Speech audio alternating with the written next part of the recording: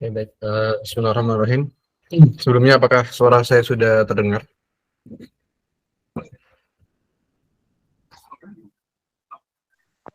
Sudah Ustaz. Sudah ya? Sudah Ustaz. Sudah Ustaz. Sudah Oke. Ustaz. Sudah Ustaz. Ya, bismillahirrahmanirrahim.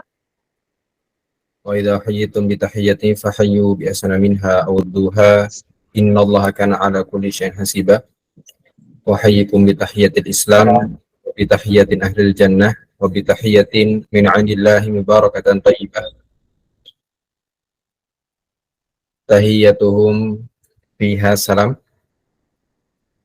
Sebelum saya memulai sharing pada malam hari ini, izinkan saya untuk membuka dengan mengucapkan sebuah salam. Salam yang diucapkan, ya, sebuah penghormatan yang diucapkan oleh para penghuni surga. Semoga kita semua termasuk ke dalamnya. Sebuah salam yang di dalamnya itu terdapat mubarakatan thayyibah. Terdapat banyak keberkahan dan juga kebaikan dari sisi Allah. Kemudian salam yang menyatukan kita semua. Sehingga pada suatu ketika Rasulullah SAW pernah mengatakan, tidak akan masuk surga kalian sebelum kalian itu beriman. Tidak akan kalian itu beriman sebelum kalian itu saling mencintai. Kemudian Rasulullah mengajarkan bahwasannya untuk agar kita saling mencintai adalah afsus salama bainakum, menebarkan salam di antara kita semua. Maka merugilah orang-orang yang tidak menjawabnya. Assalamualaikum warahmatullahi wabarakatuh. Waalaikumsalam warahmatullahi wabarakatuh. Waalaikumsalam warahmatullahi wabarakatuh. Waalaikumsalam warahmatullahi wabarakatuh.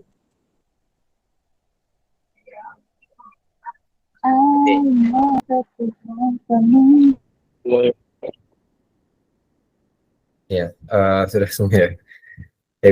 Bismillahirrahmanirrahim. Alhamdulillahirabbil alamin. Hamdan katsiran thayyiban mubarakan fih kama yuhibbu rabbuna wa yardah. Innal hamdalillah nahmaduhu wa nasta'inuhu wa nastaghfiruh wa na'udzu billahi min shururi anfusina wa min sayyiati a'malina may yahdihillahu fala mudilla lahu wa may yudlil fala hadiya lahu. Asyhadu an la ilaha illallah wahdahu la syarika lah wa asyhadu anna Muhammadan abduhu wa rasuluh la nabiyya wa la rasula ba'dah. Allahumma salli wa sallim ala nabiyyina Muhammad wa ala alihi wa ashabihi wa man tabi'ahu bi ihsanin ila yaumil qiyamah. Amma ba'du. Wa fila rahimakumullah. Teman-teman rahmati Allah, pertama-tama saya ucapkan jazakumullahu khairan katsiran atas kemudian kehadirannya pada malam hari ini, yang semoga Allah memberikan keberkahan dalam majelis kita, dalam pertemuan kita. Allah limpahkan kebaikan, Allah turunkan as-sakinah, Allah curahkan rahmatnya, kemudian juga kita mendapatkan keutamaan dinaungi oleh para malaikatnya, dan Allah sebutkan kita yang hadir ini di hadapan para makhluk yang mulianya. Teman-teman rahmati Allah, beruntunglah orang-orang yang kemudian masih Allah berikan hidayah kepada kita. Di antara banyaknya pilihan teman-teman untuk kemudian melakukan aktivitas yang lain, ya, di Ahad malam, ya, atau di Senin malam, ada pilihan untuk kemudian main keluar gitu, atau kemudian nonton film dan sebagainya. Tapi teman-teman hadir di sini, yang memilih untuk hadir di sini, di antara ribuan pilihan itu, yang lebih kemudian menggoda atau mengasyikkan, tapi kemudian teman-teman hadir di sini untuk kemudian kita bareng-bareng sama-sama belajar. Untuk itu, saya ingin mengingatkan kepada teman-teman semua yang hadir pada kesempatan kali ini, yang pertama adalah untuk selalu meluruskan, mengikhlaskan niat kita karena Allah Subhanahu wa Ta'ala. Karena ikhlas itu adalah salah satu dari syaratnya diterima amal kita. Ya, banyak sekali kemudian para ulama itu mengingatkan untuk kita tajdi dunia, untuk bagaimana kita bisa terus memperbarui niat kita. Baik ketika akan melakukan suatu amal, ketika kita sedang beramal, dan ketika kita setelah beramal itu, agar nilainya itu menjadi abadi di sisi Allah Subhanahu wa taala. Dan sungguh merugilah orang-orang yang tidak ikhlas di dalam menjalankan amal-amal kebaikannya. Teman-teman yang hadir pada kesempatan kali ini, yang ikhlas dengan yang tidak ikhlas itu akan sama saja. Ya, waktu yang kemudian dikorbankan sama, yang hadir di sini pakai kuotanya sama. Ya, yang pakai kemudian laptop atau kemudian HP, daya yang digunakan, listrik yang dipakai sama. Tenaga yang digunakan sama. Ikhlas nggak ikhlas itu sama. Yang membedakan adalah nilainya di sisi Allah. Ya, yang niatnya ikhlas karena Allah, insya Allah akan Allah berikan ganjaran pahala yang luar biasa besarnya. Tapi yang nggak ikhlas, ya dia hanya akan mendapatkan apa yang diinginkan. Innamal a'malu, sungguhnya segala sesuatu itu, kata Rasulullah SAW, tergantung dengan gimana dia niatnya. Atau kalau misalnya dalam bahasa usul fiqh, al-umuru bimaqasidiha. Segala urusan-urusan itu tergantung dengan apa yang dimaksudkan. Yang misalnya kesini hadir karena yang gak enakan sama temennya, atau kemudian panitia nggak enakan sama ketua panitianya, atau yang tergabung dalam komunitas nggak enakan sama ketua komunitasnya, ya maka hanya sebatas itu. Ya dia akhirnya, oh ya udah, secara presensi hadir, kelihatan sama ketuanya atau dan lain sebagainya. Hanya sebatas itu. Nah maka dari itu, yang mungkin saat ini hadir, ini ada yang resen-resen ini kenapa ini? Yang saat ini hadir, yaitu marilah kita terus untuk memperbarui niat kita karena Allah Subhanahu wa taala, bukan karena yang lain.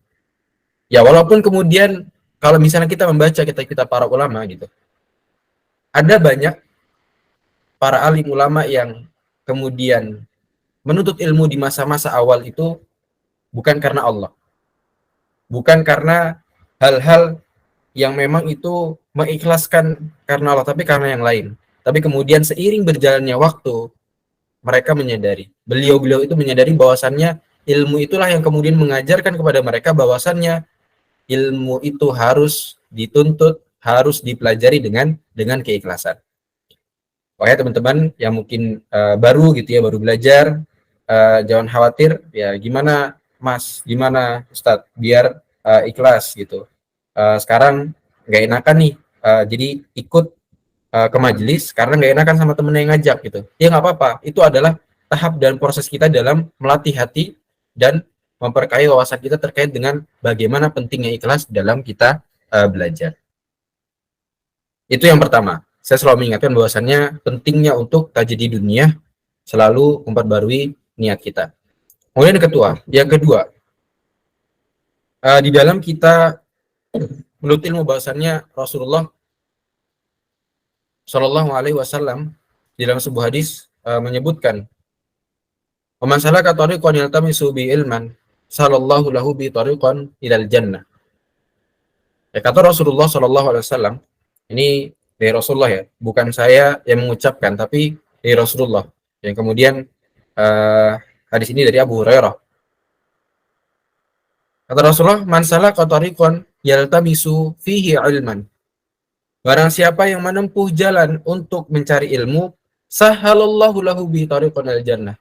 Akan Allah mudahkan baginya ya untuk orang-orang yang dia itu menempuh jalannya. Artinya berusaha, bukan sok-sokan gak ada waktu, tapi dia meluangkan waktu. Bukan cuma sekedar mencari waktu luang, tapi dia meluangkan waktu. Bukan sekedar mencari waktu kosong, tapi mengosongkan waktu untuk khusus dia belajar. Ya, artinya di sana ada pengorbanan, ada usaha-usaha di sana. Maka kata Allah, kata Rasulullah, sahalallahu lahu bihi tariqan ilal jannah. Akan dimudahkan jalannya menuju surga. Kenapa kok gitu? Kenapa orang yang kemudian dia berusaha untuk menuntut ilmu kok dimudahkan jalannya menuju surga? Di sini dijelaskan ya dalam hadis, dari hadis ini dijelaskan oleh Imam Ibnu Rajab dalam kitabnya Imam Ibnu Rajab Al-Hambali. Jadi yang pertama itu ya dengan kita menempuh jalan mencari ilmu itu akan Allah mudahkan masuk surga. Ya kemudian yang kedua, jadi menuntut ilmu ya kita belajar ini itu adalah sebab dari kita itu mendapatkan hidayahnya Allah. Dan hidayah inilah yang akan mengantarkan kita kepada surganya Allah. Jadi tadi kalau misalnya para ulama itu di awal-awal ada yang kita tahu awalnya ya belajar aja bukan karena Allah, tapi karena ilmu yang kita dapatkan itu kemudian kita menyadari bahwasannya harus ikhlas karena Allah. Itu adalah salah satu contohnya. Jadi dengan belajar itu akan membukakan hidayah, dan hidayah dari Allah itu akan mengantar kita kepada surganya Allah. Kemudian yang ketiga, jadi menuntut ilmu ya, menuntut satu ilmu itu akan mengantarkan kita kepada ilmu-ilmu yang lain. Yang dengan ilmu yang kita dapatkan dari satu ilmu yang sebelumnya itu akan mengantarkan kita kepada surganya Allah. Sehingga dikatakan oleh salah seorang ulama, man amila bima alima aurathahu Allahu ilma ma lam ya'lam. Siapa yang mengamalkan satu ilmu yang telah dia pelajari, yang telah dia ketahui, maka Allah akan mewariskan kepadanya, akan menurunkan kepadanya, akan mengajarkan kepadanya ilmu yang dia tidak ketahui. Atau dalam perkataan ulama yang lain, thawabul hasanah al-hasanatu ba'daha. Balasan dari kebaikan adalah kebaikan berikutnya. Kebaikan selanjutnya. Atau di dalam Al-Quran disebutkan wa yazidullahu alladhina ihtadaw huda, dan Allah akan menambah petunjuk kepada mereka yang telah diberikan petunjuk.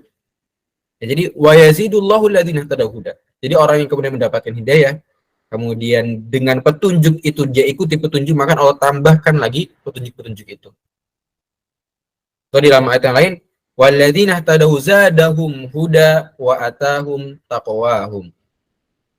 Dan orang-orang yang mau menerima petunjuk dari Allah, yang mau menerima hidayah dari Allah, maka Allah akan tambahkan hidayah, akan tambahkan petunjuk pada mereka, dan akan diberikan balasan ketakwaannya. Kemudian yang terakhir adalah kata Imam Ibnu Rajab tadi disampaikan, dengan ilmu maka Allah akan mudahkan jalan yang nyata menuju surga, yaitu ketika melewati sirat ya. Jadi akan dimudahkan orang-orang yang kemudian dia bersusah payah, dia berusaha untuk menuntut ilmu. Maka kita semua dengan tadi pertama meluruskan niat kita, mengikhlaskan niat kita karena Allah, dan kemudian senantiasa kita yang menjadi thalabul ilm, menjadi orang yang senantiasa man salaka thariqan yaltamisu bi ilman, selalu menempuh jalan untuk mendapatkan ilmu, untuk berusaha menuntut ilmu. Maka kita akan mendapatkan kemudahan dari Allah untuk menuju surganya. Amin ya rabbal alamin. Kemudian yang ketiga, Rasulullah SAW menyebutkan di dalam sebuah hadis yang cukup masyhur, mungkin teman-teman juga sudah hafal. Ma'ijtama qaumun fi baitin witillahi yatluna kitaballah wa yatadarasunahu illa nazalat 'alaihimus sakinah wa ghasyiyatuhumur rahmah wa haffathumul malaikah wa dzakarallahu fi man 'indah. Kata Rasulullah SAW, tidaklah berkumpul suatu kaum, ma'ijtama'a qaumun fi baitin, di rumah, fi baitin min buyutillah, di rumah dari rumah-rumah Allah, yatluna kitaballah, yang di dalamnya itu dibacakan ayat-ayat Al-Quran. Yatluna kitaballah, dibacakan kitabullah. Wa yatadarasunahu, dan kemudian dipelajari di sana. Jadi di dalam hadis ini kemudian dijelaskan oleh para ulama hadis gitu ya, disyarahkan. Jadi baitin buyutillah itu enggak harus masjid gitu. Kan selama ini yang kita pahami bahwasannya baitullah itu adalah masjid gitu ya, rumah Allah adalah masjid. Tapi kata para ulama, ini enggak mesti majelis itu harus dilaksanakan di masjid. Gitu ya. Bisa seperti yang kita lakukan sekarang gitu ya, melalui daring, atau kemudian misalnya dilakukan di asrama, atau kemudian di tempat-tempat yang selain di masjid. Intinya adalah di dalamnya itu yatluna kitaballah wa yatadarasunahu. Ya, dibacakan ayat Al-Quran dan kemudian dipelajari di sana. Terus apa orang-orang yang itu gitu? dilanjutkan hadis itu dengan illa nazalat alaihimus sakinah. Ya, melainkan akan diturunkan as-sakinah, ketenangan di dalamnya. Nah, jadi sakinah di sini ya atau ketenangan itu artinya bukan ngantuk. Nah, jadi kalau misalnya teman-teman yang hadir di majelis ilmu gitu, kemudian suka ngantuk, oh ini sakinah gitu, ini ketenangan, itu bukan. Ya. Jadi sakinah itu adalah ketenangan dalam hidup. Kalau ngantuk pas kajian, ngantuk pas lagi majelis itu dari setan. Ya nanti kalau di sini teman-teman ada ngantuk, silakan bisa push up gitu ya, atau berwudu gitu, sehingga tidak mengantuk. Ya kenapa kok kalau lagi majelis ilmu gitu, padahal kalau di tempat-tempat lain seger gitu tiba-tiba gitu, tapi ketika masuk majelis ilmu lagi kajian tiba-tiba ngantuk, yaitu karena situ setan itu mereka selalu berseberangan dengan yang namanya petunjuk ya, karena di dalam majelis ilmu pasti yang diajarkan adalah kebenaran kebaikan, dan setan nggak suka kalau misalnya kita mendapatkan itu, makanya dibikin ngantuk. Illa nazat al-musakinah, akan diturunkan dalamnya ketenangan. Wa ghasyiyatuhumur rahmah, dan dicurah-curahkan rahmat Allah di dalamnya. Wa haffathumul malaikah, dan malaikat itu akan menaungi dengan sayap-sayapnya. Wa dzakarallahu fi man indah, dan Allah akan menyebutkan orang-orang yang hadir di dalam majelis itu kepada makhluk-makhluknya yang mulia. Ya, itu adalah keutamaan-keutamaan yang kemudian Rasulullah SAW sebutkan, dan semoga kita semua mendapatkan keutamaan itu. Di dalam sebuah ayat ya, Allah menyebutkan innama yakhsyallaha min ibadihil ulama. Sesungguhnya orang-orang ya yang takut kepada Allah di antara hamba-hambanya adalah para ulama. Ya, jadi keutamaan dari kita terus untuk belajar, ya belajar untuk terkait dengan ilmu syariat gitu ya, ilmu di dalam kita berislam, yaitu adalah akan menjadikan kita ini akan semakin takut kepada Allah. Ya makanya orang-orang yang takut kepada itu adalah ulama, orang-orang yang memiliki pengetahuan yang banyak.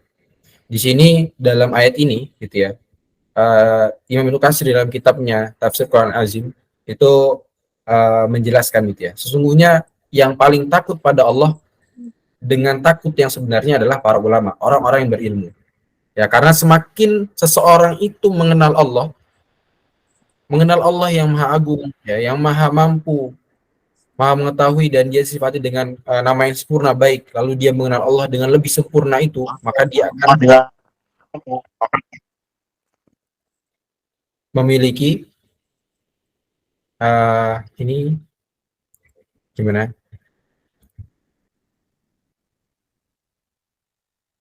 Akan memiliki sifat takut gitu ya, dan akan terus bertambah sifat takutnya gitu. Semakin dia kemudian mengenal Allah, semakin dia belajar, semakin dia punya ilmu, maka akan menambahkan rasa takutnya kepada Allah. Sehingga kemudian para ulama mengatakan siapa yang paling mengenal Allah, maka dialah yang paling takut kepada Allah. Oke, itu tadi ya sebagai mukadimah kita di dalam kesempatan kali ini. Selanjutnya, jadi di dalam tema yang kemudian kita bawakan pada malam hari ini, jangan, ya ini kenapa?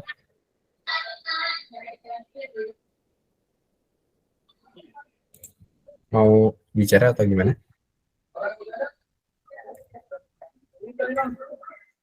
Dari Meni ya? Oh enggak, atau konsep. Oke, saya lanjut ya.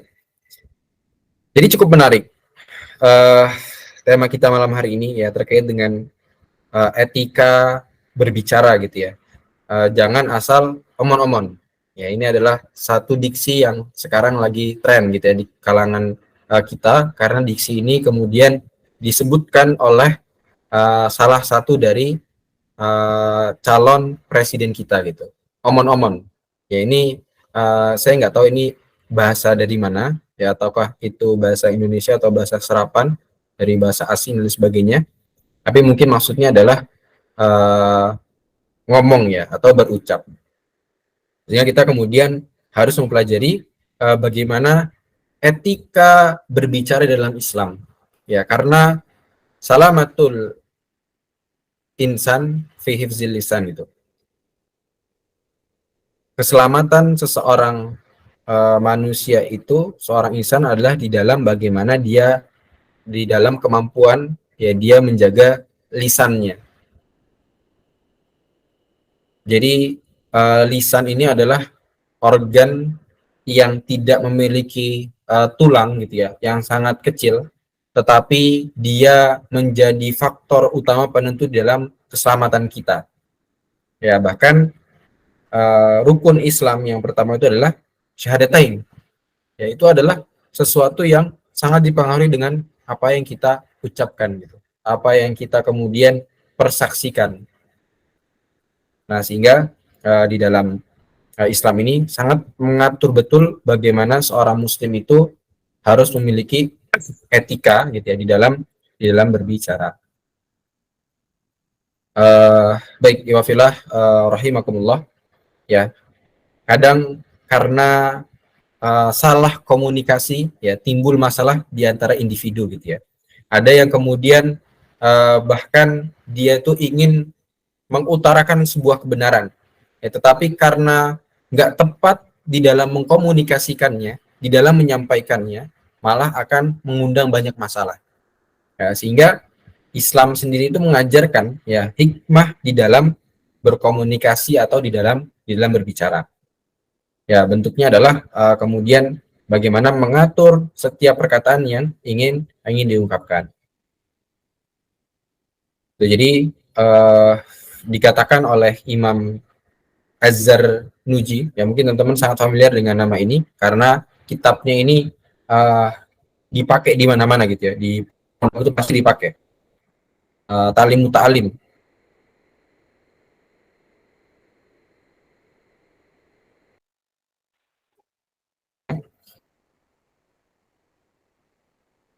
Seperti ini. Aku wasiat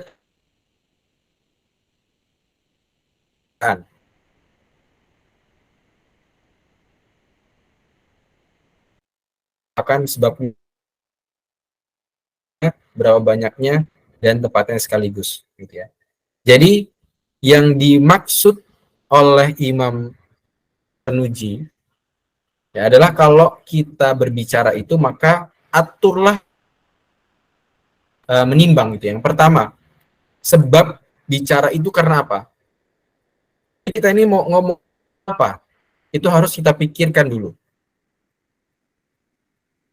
Kemudian kapan cara berbicaranya? Kemudian berapa banyak yang harus dibicarakan? Kemudian tempatnya apakah sudah pas atau belum untuk dilakukan sebagai tempat pembicaraan itu.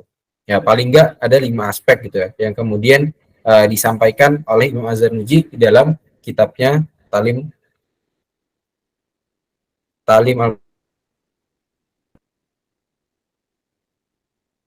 dalam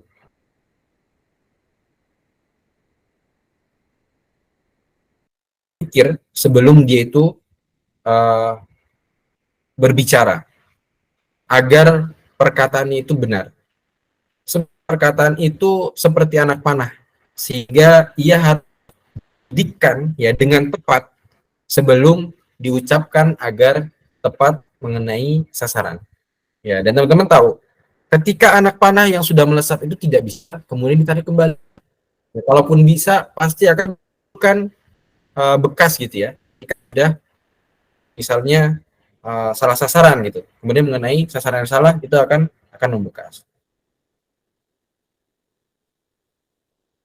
Jadi seorang itu yang pertama harus dia berbicara sebelum harus berpikir sebelum dia berbicara. Karena siapa tahu karena masalah lisannya itu bisa dilemparkan ke dalam neraka. Ya, Rasulullah SAW mengatakan, Inna rajula la yatakallamu bil kalimah la yara biha ba'sun yahwi biha sab'ina kharifan finnar. Sungguhnya seseorang berbicara dengan satu kalimat yang dia anggap itu enggak kenapa-napa, enggak ada masalah di dalamnya, padahal dia itu akan dilemparkan ke dalam neraka sejauh 70 tahun perjalanan. Ya, di dalam hadis yang diriwayatkan oleh Imam At-Tirmizi, dan hadis ini Hasan Gharib. Kemudian hadis yang lain disebutkan innal abda la yatakallamu kalimin ridwanillahi la yulqi laha bala. Sungguhnya ada seorang hamba yang berbicara dengan satu perkataan yang tidak pikirkan, lalu Allah mengangkat derajatnya disebabkan. Dan ada juga seorang hamba bicara dengan suatu perkataan yang membuat Allah murka dan tidak bahaya. Di hadis yang lain, abada kallamu bil kalimah ma tabayyanu ma fiha yahwi biha finnar. Sungguhnya ada seorang hamba yang berbicara dengan satu perkataan yang dia tidak bahaya terlebih dahulu, sehingga memparkan neraka yang lebih jauh daripada jarak antara timur dan barat. Ya, artinya sangat jauh sekali. Ya, sangat dalam sekali. Kalau tadi di hadis yang lain disebutkan sampai ke tempat dilemparkannya itu 70 tahun. Karena kata-kata yang dia tidak pikirkan itu yang kemudian menyebabkan dia dilemparkan ke dalam neraka. Sehingga teman-teman rahmati Allah, kita akan mendapati juga di dalam kitabnya Nawawi dalam hadis Arba'in terkait dengan sebuah hadis, man kana yu'minu billahi wal yawmil akhir falyaqul khairan aw liyasmut. Jadi kata Rasulullah Shallallahu Alaihi Wasallam, barang siapa yang beriman kepada Allah, maka falyaqul, katalah yang baik, aulias, atau kalau misalnya nggak bisa, baik dia. Ya tadi kemudian kita itu mengucapkan sesuatu, kalau misalnya kira-kira dipikir-pikir gitu ya, nggak ada manfaatnya, ya malah semua yang diucapkan itu ngasal gitu ya, karena emosi gitu ya, dan lain sebagainya, maka lebih baik dia. Falyaqul khairan aw liyasmut. Dan dalam hadis ini menariknya, itu dikaitkan dengan keimanan kepada Allah di hari akhir. Gitu ya. Jadi di hadisnya itu dibuka dengan man kana yu'minu billah, barang siapa yang beriman kepada Allah di hari akhir, maka berkatalah yang baik atau diam. Maka ini berkaitan dengan keimanan kita. Jadi setiap orang itu yang berbicara dengan satu perkataan atau satu kalimat, dia harus merenungkan dulu apa yang akan dia ucapkan itu. Kalau misalnya nggak ada manfaatnya, nggak usah berbicara. Ketika dia memikirkan kira-kira ini ada manfaatnya, maka baru dia kemudian berbicara yang baik. Afillah rahimakumullah. Kemudian kita akan menemui di dalam Al-Quran gitu ya, beberapa ayat yang kemudian menyinggung terkait dengan perkataan-perkataan ini. Misalnya di dalam surat Al-Ahzab, Allah berfirman, ya ayyuhalladzina amanu taqullaha wa qulu qawlan sadida. Hai orang-orang yang beriman, bertakwalah kamu kepada Allah dan ucapkanlah perkataan qawlan sadida. Ya, gimana?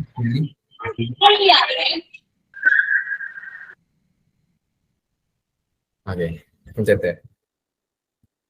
Jadi yang pertama adalah qawlan sadida. Perkataan yang tegas, yang benar. Jadi qawlan sadida ini adalah perkataan yang benar, yang tegas, yang jujur, lurus, to the point gitu ya. Tidak berbelit-belit, tidak bertele-tele gitu ya. Jadi satu pembicaraan, ucapan atau perkataan yang benar, baik dari segi substansinya, ya materi isi pesannya, maupun redaksi atau tata bahasa yang digunakan. Kemudian qaulan ma'rufa gitu ya, perkataan yang baik.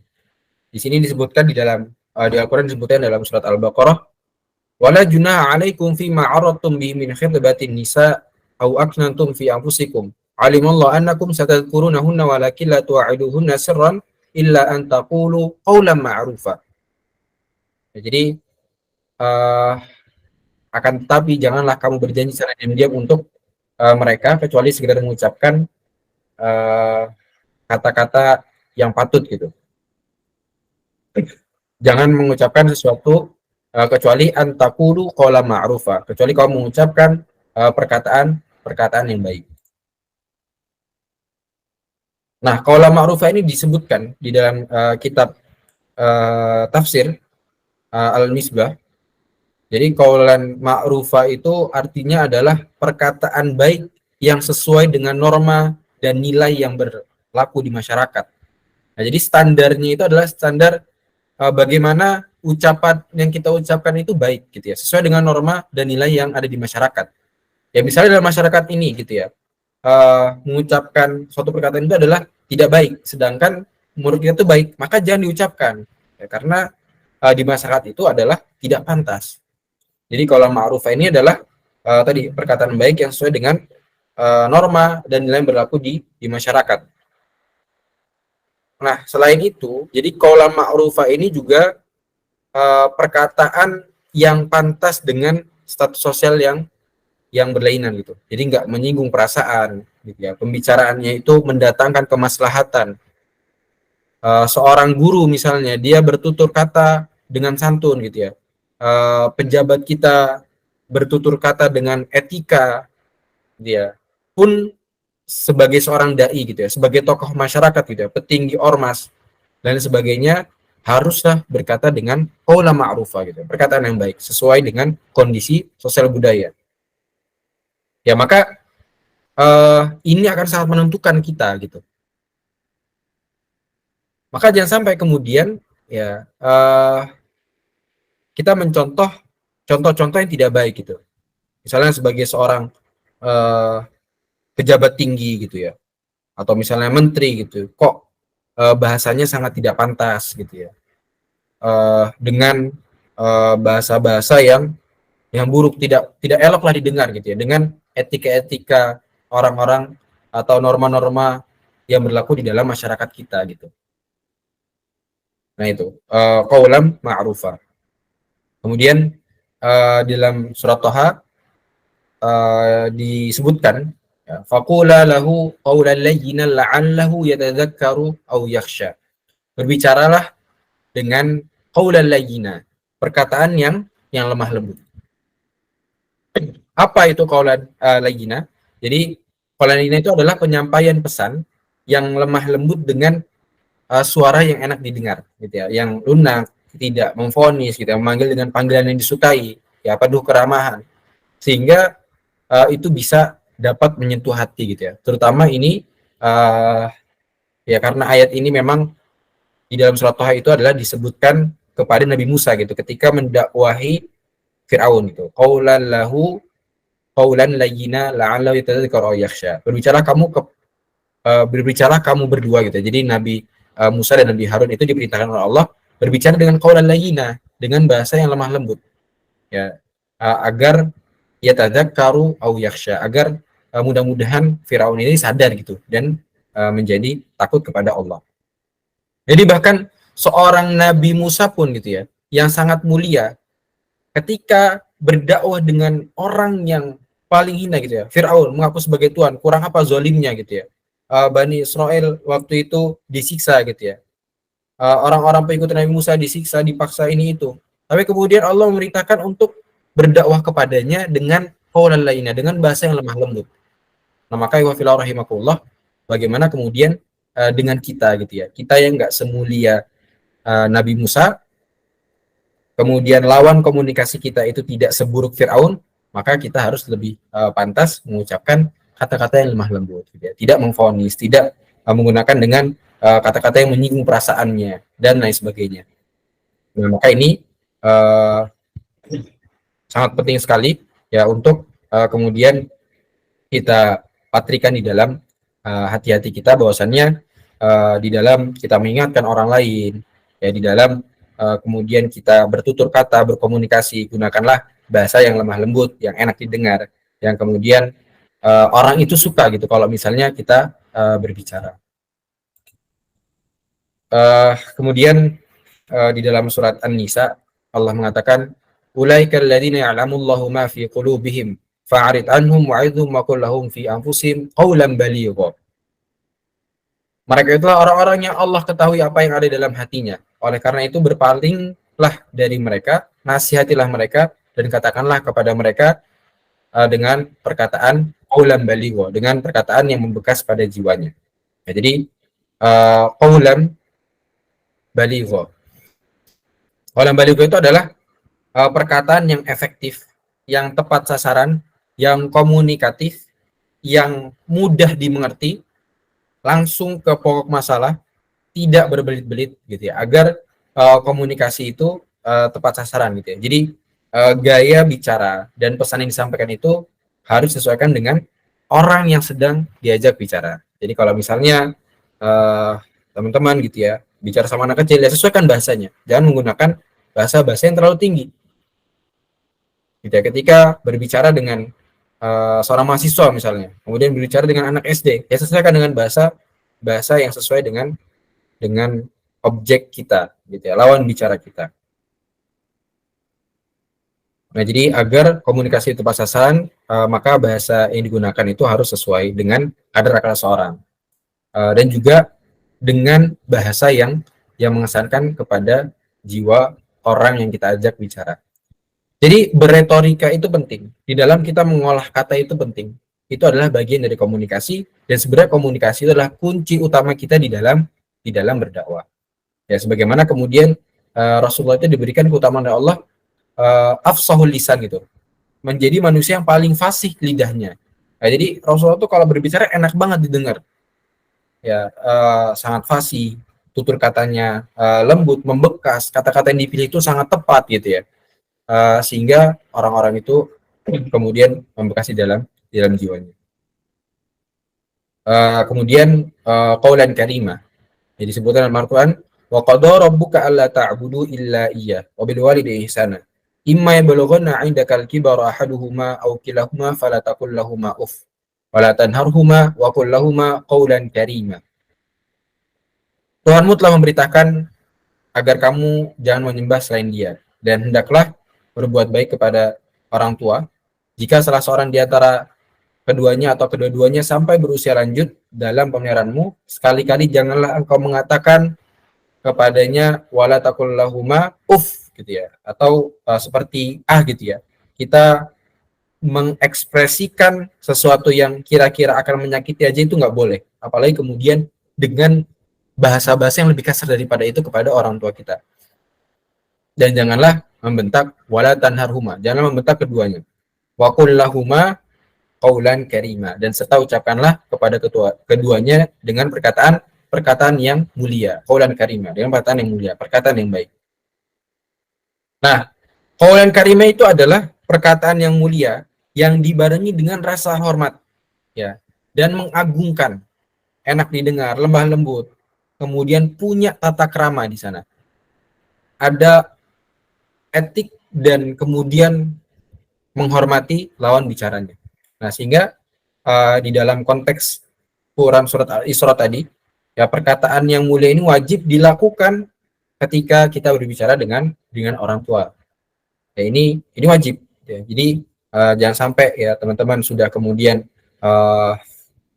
orang tua kita mendidik kita, mereka yang mengajarkan kita berbicara, kemudian dengan siapa yang membesarkan kita, melahirkan kita dan sebagainya. Kemudian kita balas dengan perkataan-perkataan yang tidak baik. Nah, maka perintah Quran wajib bagi kita untuk qaulan karimah, ya, untuk mengucapkan kepada orang tua kita, berkomunikasi dengan orang tua kita dengan kata-kata yang mulia. Nah, harus digunakan khususnya ketika kita berkomunikasi dengan kedua orang tua kita atau orang-orang yang harus kita hormati.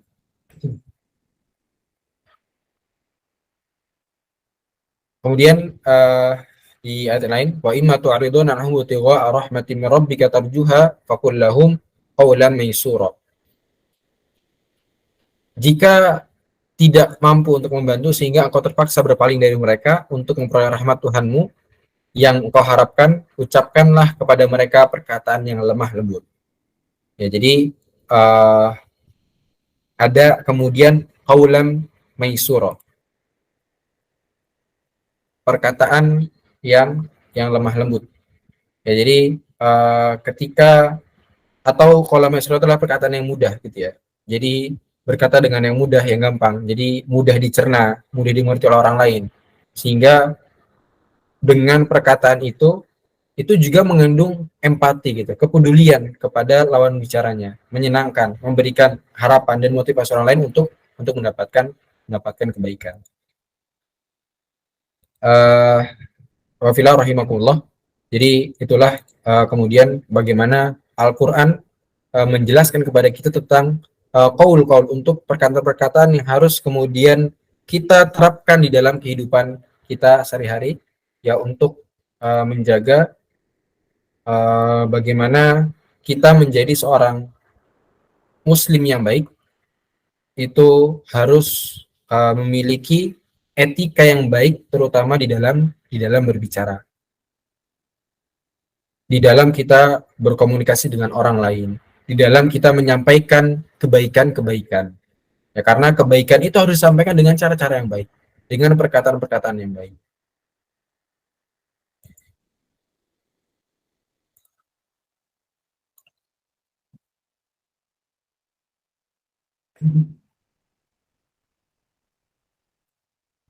Ya,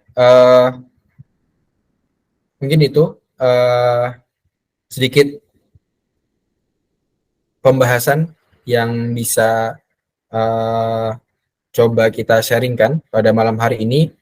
Tentunya berbicara dengan adab yang baik itu menjadi kunci di dalam kebaikan seorang muslim. Barakallahu fikum, hadanallahu wa iyyakum ajmain. Semoga yang sedikit ini memiliki keberkahan dan terus bisa menambahkan kebaikan-kebaikan ya, atau ziyadatul khair fi kulli hal gitu ya, menambahkan kebaikan-kebaikan kita di dalam setiap apa yang kita lakukan.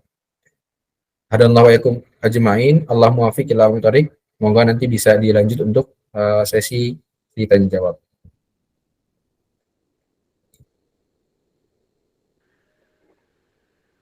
Masya Allah, tabarakallah, jazakallahu khairan kasiran Ustadz Astri karena telah memberikan ilmu yang luar biasa untuk kita semua. Semoga ilmunya dapat bermanfaat bagi orang lain. Semoga selalu dalam kebahagiaan, keamanan, dan keberkahan Allah Subhanahu wa Ta'ala. Amin ya Rabbal Alamin. Afad, suara saya jelas? Jelas Kak, jelas. Jelas. Nah, acara selanjutnya yaitu sesi tanya jawab. Kami ambil 7 pertanyaan tercepat dengan ketentuan sebagai berikut. Yang pertama, sebelum bertanya silahkan untuk salam dan perkenalan diri.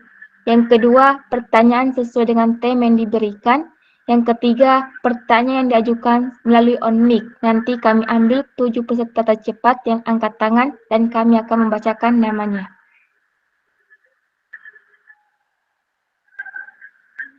Kami persilakan kepada Ukti Nafi.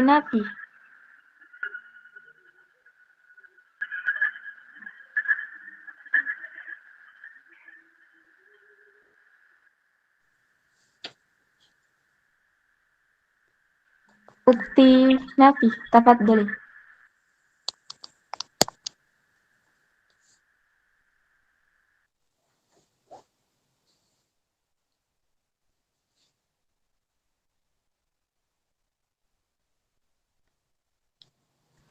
Kenapa? Ada masalah?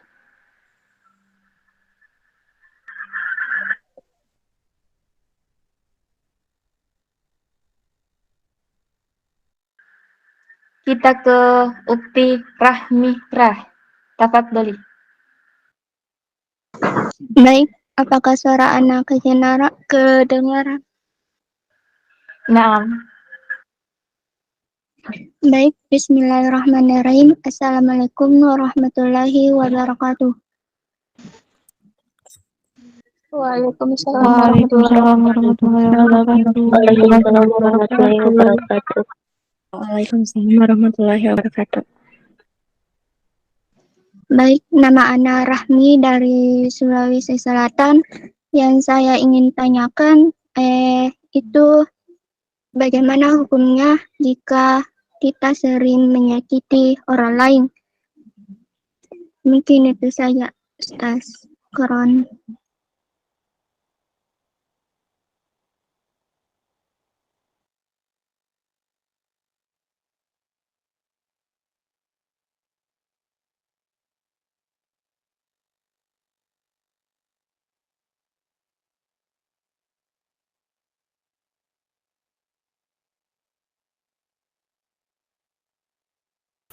Ini langsung dijawab atau seperti apa? Nah, Ustaz, langsung dijawab. Oke. Tadi apa? Gimana hukumnya Menyakiti orang lain. kita orang lain? Ya, ini ya. Oke. Eh, Jazakallahu khairan. Jazakillah khairan kasiran ya atas pertanyaannya. Ya, jadi di dalam yang namanya maqasid syariah atau tujuan-tujuan di dalam adanya syariat itu adalah paling tidak itu adalah misalnya hifzun nafs ya, menjaga jiwa gitu. Atau kemudian di dalam suatu hadis Rasulullah Shallallahu Alaihi Wasallam menjelaskan terkait dengan definisi dari seorang mukmin, seorang muslim gitu. Al-mu'min huwa man amina aminan nasu min malihi wa nafsihi gitu. Kemudian al-muslim man salima nasu min lisani wa yadihi. Jadi orang mukmin itu adalah orang yang selamat darinya atas harta dan jiwanya. Kemudian seorang muslim itu adalah seorang yang bisa orang lain itu selamat gitu ya dari tangannya dan dari lisannya, dari lidahnya. Nah, maka ketika kita itu berbuat zolim gitu ya, menyakiti orang lain, ya jelas hukumnya adalah itu sesuatu yang haram gitu, yang tidak diperbolehkan di dalam agama Islam. Ya, mungkin seperti itu. Sehingga nanti kalau misalnya kita melihat di dalam syariat-syariat Islam itu adalah bagaimana upaya-upaya untuk mencegah gitu dari timbulnya kezaliman. Ya bahkan jangan sampai kita berbicara terkait dengan sesuatu yang menyakiti itu gitu. Arah-arah ke sana itu sudah menjadi sesuatu yang dilarang. Ya makanya kemudian seperti kenapa apa kemudian hikmah dibalik diharamkannya khamar, kemudian judi, kemudian bahkan untuk berzina pun perintahnya adalah ijtanibu gitu, menjauhi wala taqrabu, jangan kemudian didekati gitu. Karena itu nanti muaranya itu adalah kezaliman-kezaliman ya, kemaksiatan-kemaksiatan yang akan banyak merugikan banyak pihak. Sehingga di dalam Islam tadi itu mereka menjaga syariat-syariat itu adalah menjaga tadi ya, menjaga jiwa, menjaga harta, menjaga kemuliaan seseorang, menjaga nasal, menjaga garis kemuliaan gitu ya, nasab, sehingga tidak terkotori. Ya, kayak misalkan kalau orang berzina itu dia bisa nanti ketika ada anak tuh anaknya bukan anak bapak biologisnya nanti. Ya, jadi binnya itu bin ibunya gitu. Nah, seperti itu. Jadi kalau misalnya kita berbicara terkait dengan bagaimana ketika menyakiti orang lain, ya baik secara lisan maupun perbuatan, baik dari aspek material maupun non material, itu adalah sesuatu yang haram, gitu ya, yang tidak dibolehkan dalam sebaliknya gitu. Syariat dalam Islam itu justru melindungi itu semua agar tidak ada yang sakit, agar tidak ada yang tersakiti. Ya bahkan maksiat itu disebutkan sebenarnya ketika seorang itu bermaksiat itu mereka sedang berbuat zalim kepada dirinya sendiri. Ya jadi itu jelas hal yang dilarang. Mungkin seperti itu. Monggo yang lain. Nah, yang bertanya mungkin bisa dipahami. Selanjutnya kami persilakan kepada suci. Tafadhol.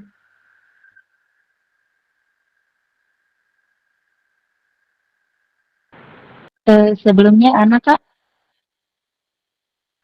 Nah, suci uci, kan?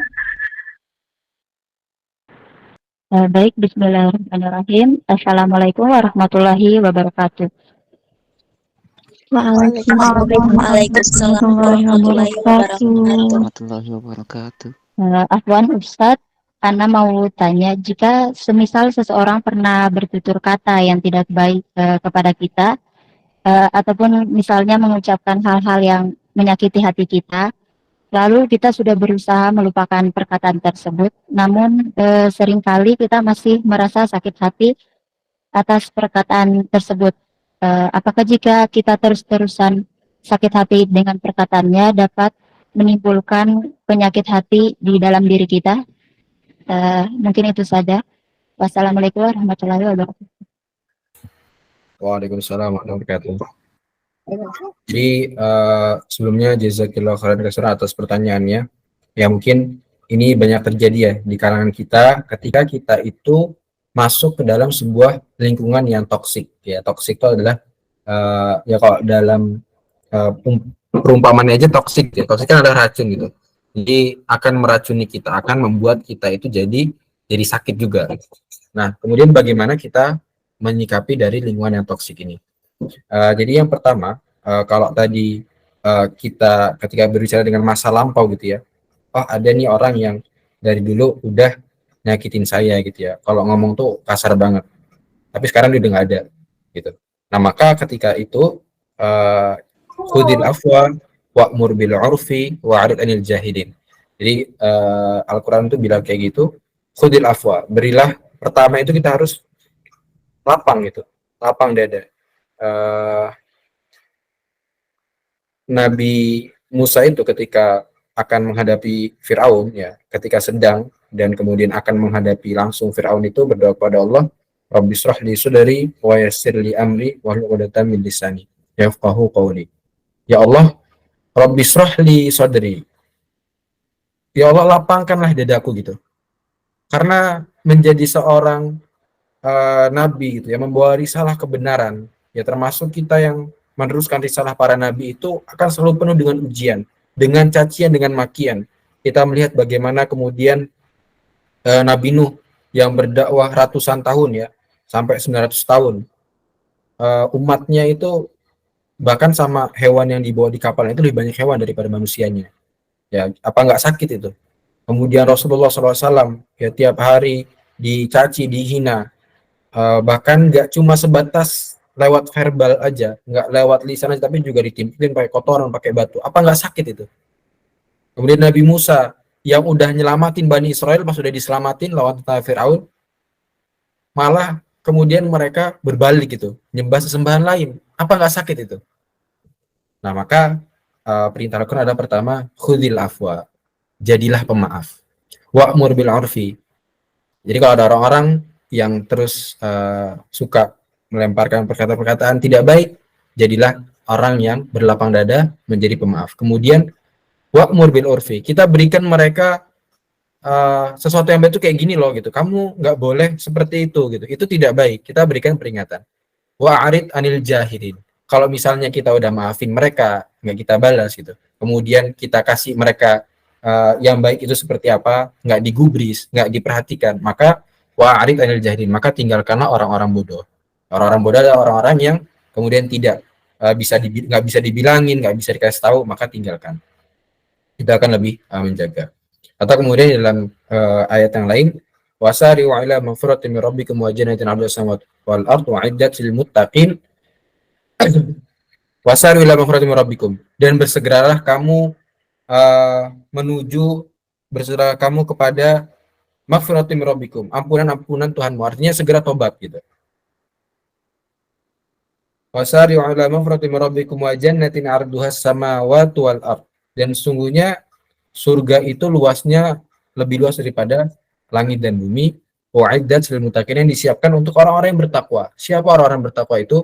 Alladzina yunfikuna fis sarra'i wad dharra wal kadzibina al ghaidha wal 'afina 'anil nas wallahu yuhibbul muhsinin. Jadi orang-orang Yang bertakwa itu adalah orang-orang yang alladzina yunfikuna fis sarai wad dharra, orang-orang yang senantiasa menginfakkan harta-hartanya di jalan Allah fis sarai wad dharra, baik dia dalam keadaan lapang maupun sempit.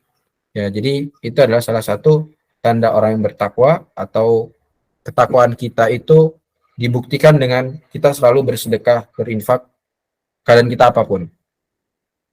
Wal kadhibina al-ghaidha wal 'afina 'anil nas gitu.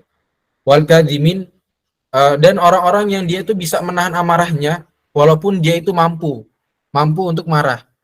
Ya, dia bisa sabar ketika dikatain orang walaupun sebenarnya dia bisa ngebales gitu. Dia misalnya gitu, ya kita anggap gitu ya, kita adalah orang yang dewasa gitu. Kemudian ada anak kecil, kita lewat jalan ngata-ngatain. Kita sebenarnya bisa ngambil tuh anak langsung kita apain gitu ya, kita bekep kita. Tapi kita sabar itu. Nah, itu adalah orang kadzibinal ghaidha wal 'afina 'anil nas. Dan kemudian yang terakhir adalah afinas, afina 'anil nas. Dia mampu memaafkan orang lain. Ya, jadi tadi di antara ciri-ciri orang yang bertakwa yang kemudian disiapkan surga oleh Allah itu adalah orang-orang yang dia mampu untuk menyisihkan hartanya, baik dia itu lagi susah maupun lagi nggak susah. Kemudian yang mampu menahan amarahnya walaupun dia mampu untuk marah, yang dia mampu untuk tidak membalas walaupun dia mampu untuk membalas. Kemudian orang yang mudah memaafkan orang lain. Ya, jadi dalam ilmu psikologi pun orang-orang yang dia itu agile, dia itu tahan di dalam ujian-ujian yang menghadapi itu adalah kembali kepada ketangguhan jiwanya, ketangguhan mentalnya di dalam menghadapi terjangan-terjangan itu. Nah, maka ya rahimakumullah, keikhlasan di dalam kita melakukan kebaikan itu menjadi kunci dalam ketahanan kita. Ya, di dalam kesabaran kita, di dalam memaafkan kita. Maka kita jangan kemudian tumbang ketika dihina, jangan kita terbang ketika dipuji. Ya, karena kita lillah, karena Allah. Ya, jadi nggak ngaruh tuh orang mau bilang apa, nggak ngaruh tuh orang mau ngomong kayak apa. Ya, walaupun itu susah, tapi itu harus kemudian kita latih. Ya, paling tidak tadi cara terakhir adalah wa'arid ayul jahilin, maka tinggalkanlah orang-orang bodoh itu. Jadi kalau misalnya teman-teman lingkungan toksik gitu ya, tiap hari ngomongnya kotor, coba diingetin. Contoh misalnya saya gitu ya, ini real ya, contoh kasus real. Jadi saya satu kuliah di UGM gitu ya. Ya, saya latar belakangnya dulu SMP SMA di pondok ya. Ya, teman-teman tahu, bahkan di pondok itu ngomong bahasa Indonesia aja nggak boleh gitu ya, itu pelanggaran bahasa, apalagi ngomong kasar gitu, itu udah pelanggaran berat ya, bahkan orang bisa kena hukuman berat, sedang sampai berat ketika berbicara bahasa kasar gitu. Nah, sehingga saya ketika masuk ke lingkungan luar itu kaget gitu ya, ketika ada orang yang berkata kasar dan sebagainya. Nah, makanya saya coba ingatkan, tentunya ya mungkin karena lingkungannya adalah Jawa gitu ya, yang memang punya basic tata nilai dan tata krama yang tinggi, jadi lebih mudah gitu mengingatkan, sehingga tidak perlu saya untuk keluar dari orang-orang lingkungan tersebut gitu. Nah, jadi teman-teman cobalah kita kalau misalnya tidak bisa menemukan lingkungan yang baik, maka jadilah orang yang merubah lingkungan itu menjadi baik. Gitu ya. Kalau kita nggak bisa tidak bisa menemukan arus-arus yang baik, maka lawanlah arus itu dan jadikanlah arus itu menjadi sesuatu yang baik. Kalau kita nggak bisa menemukan teman yang baik, maka jadilah teman yang baik yang membaikkan orang lain. Ya, seperti itu. Barakallahu fikum. Oke, lanjut yang lain. Monggo.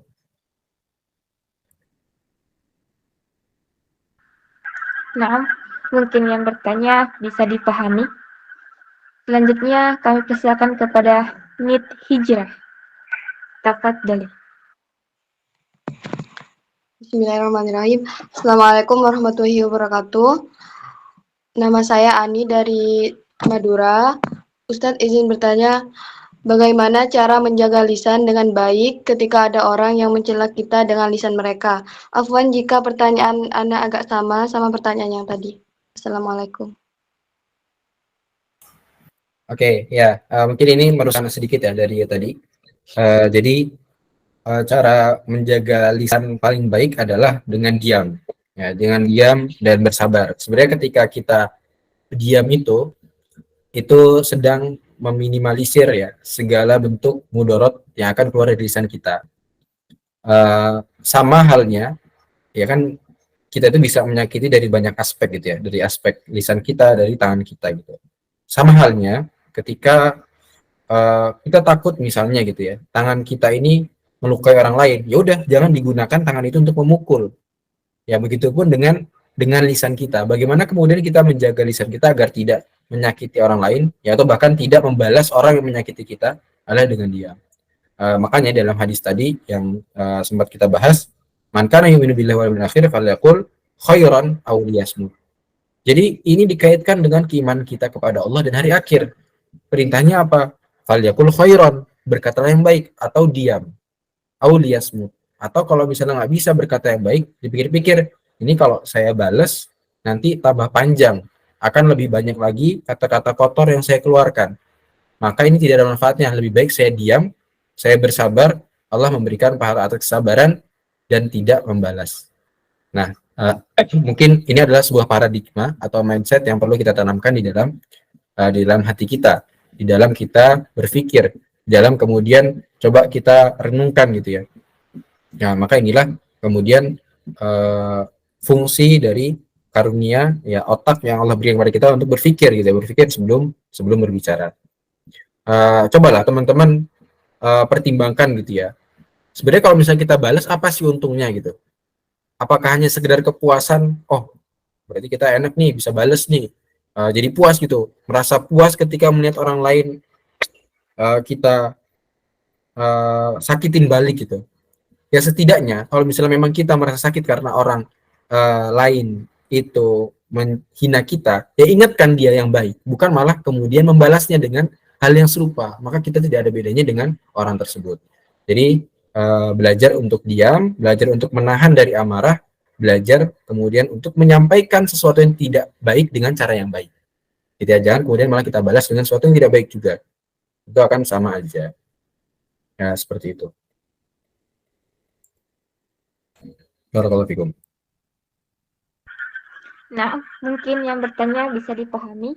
Selanjutnya kami persilakan kepada Aki Yusdin. Tafadhol. Baik, bismillah. Assalamualaikum warahmatullahi wabarakatuh. Waalaikumsalam warahmatullahi wabarakatuh. Terlebih dahulu perkenalkan, nama saya Yusdin dari Sulawesi Tenggara. Afwan atas kesempatannya. Langsung saja Ustadz, pertanyaannya itu ada nggak sih tipsnya itu bagaimana cara kita untuk menjaga adab berbicara terutama dalam kondisi yang menantang gitu. Afwan. Oke, menantang itu menantang maut, menantang atau terpancing emosi atau gimana? Mungkin lebih ke orang lawan bicaranya kita itu Ustadz. Oke. Mungkin kejam gitu.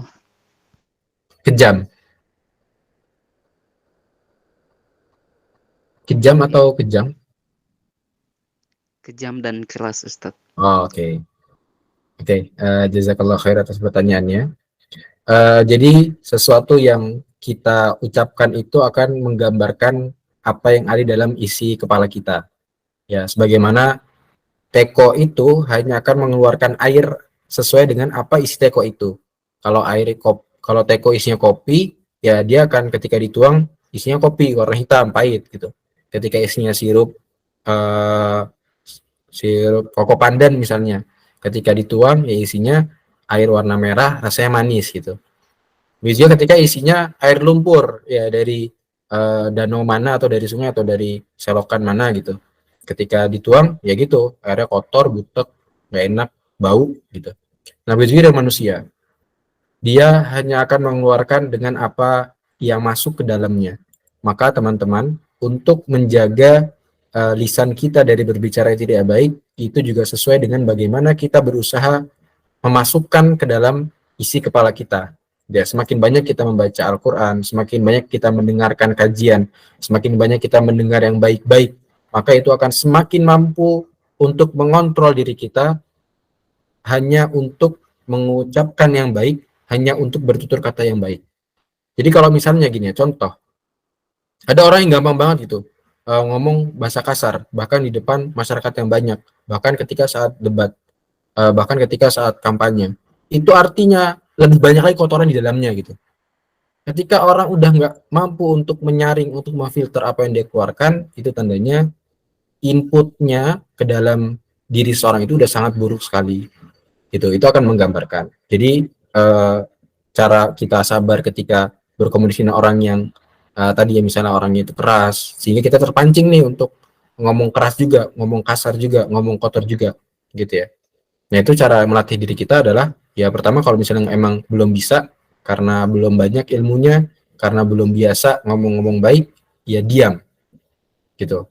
Sembari kita diam itu atau ketika ketemu orang yang seperti itu kita diam di saat yang bersama kita juga terus belajar.